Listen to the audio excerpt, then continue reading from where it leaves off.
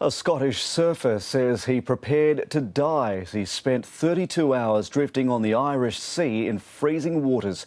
22-year-old Matthew Bryce ended halfway up to Northern Ireland after winds and a strong current pushed him further from shore. Authorities say his wetsuit helped keep him alive. Matthew Bryce fully expected to die. Even now in hospital, he's suffering hypothermia from the freezing conditions. By the night time, it wasn't just the shoulder and leg, it was all my limbs were cramping. He still can't believe he survived after drifting for a day and a half on the Irish Sea. And I would say that's probably a yellow surfboard, so that would be the right colour. Pictures on his phone show him setting off on his surfboard from a beach in Western Scotland. But when the weather turned, he suddenly found himself pulled out to sea by the wind and a dangerous swell. The current changes and I can't do anything.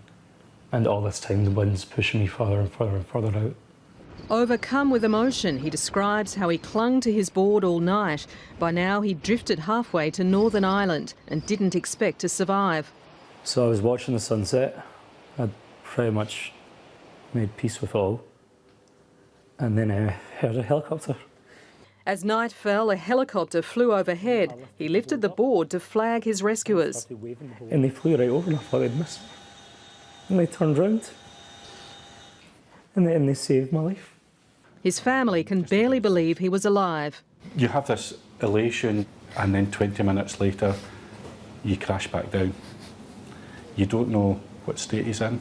Amazingly, his rescuers even managed to save his board, though his surfing days are over. I think we'll find a good use for it. Maybe a starter fuel. It's music to his mother's ears. Anne Barker, ABC News.